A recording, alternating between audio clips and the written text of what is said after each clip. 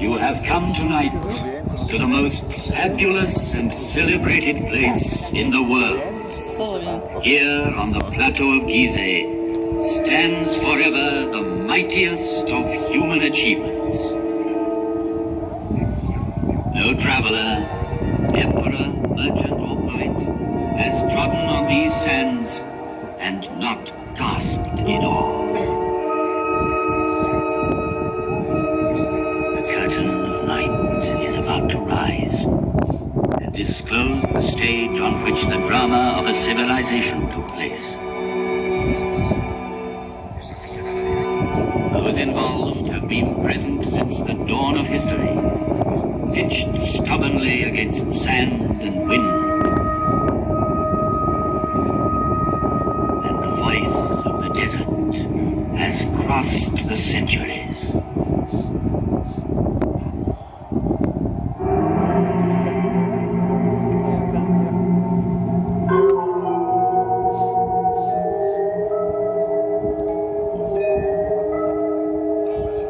With each new dawn, I see the sun god rise on the far bank of the Nile.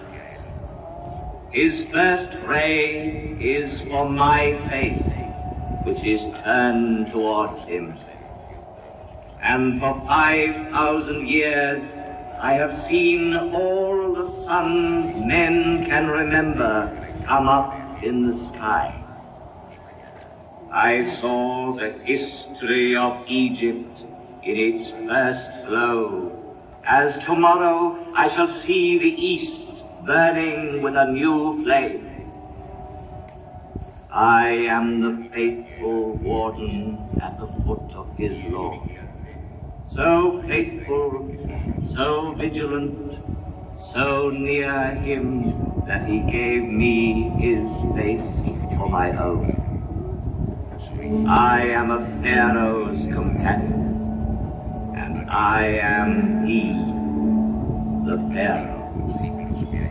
Through the ages, I received many names from the people who came to me in adoration.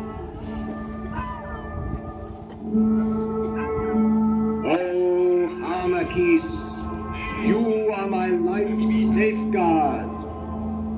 Horus, protect me. Oh, great God, that I might see you every day. Lord of the desert, Lord of the heavens, Sovereign of eternity. But the name which has remained with me is that given to me by a Greek traveler, the father of history, Herodotus. He called me Sphinx, as if I were from his land, and that name is now mine. Close to the Nile, I watch over the plateau of Gizeh, over all its monuments of modest or fantastic height. They are tombs.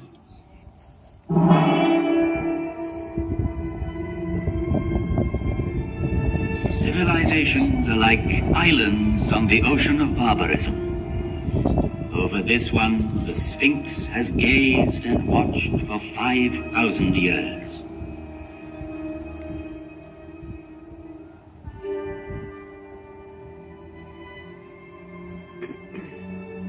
At the foot of such mountains of stone, everything becomes minute and insignificant. Man is an insect. Yet, it was men who built these massive monuments. And the names of pharaohs whose tombs they are have crossed the ages. Their glory has defeated time.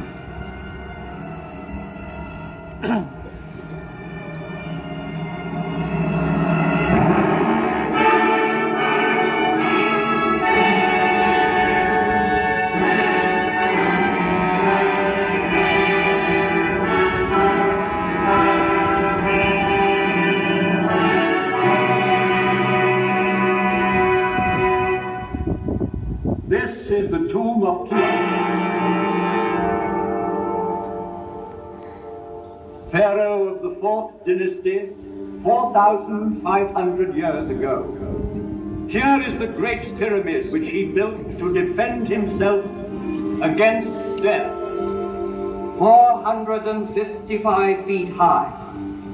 He achieved the building of the highest monument then known to man. The area it covers is vast enough to hold St. Peter's Cathedral in Rome, the cathedrals of Florence and Milan, Westminster Abbey and St. Paul's.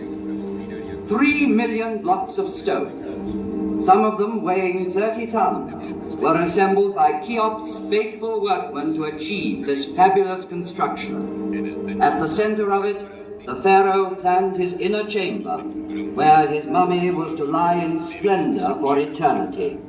At the foot of this pyramid, in the rock, a temple was built, and there were kept the barges of Cheops, the barges of night.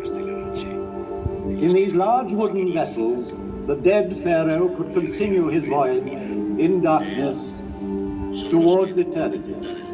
But all that remains of him is a small ivory figure, showing a noble face, the nose aquiline, the jaw determined, and the hieroglyphs representing the name he gave to his pyramid.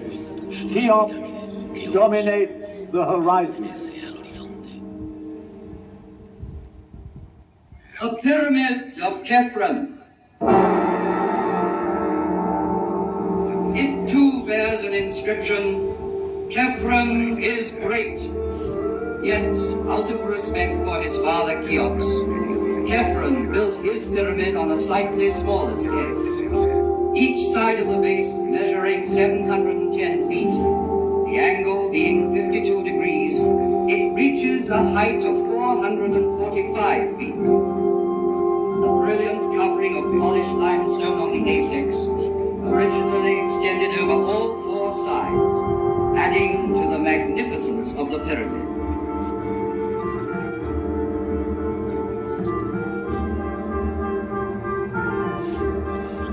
The face of Khephren has come down to us, sculpted in green diorite streaked with white, a rare stone he brought back from an expedition. Here he is, close to us, in the guise of the Sphinx.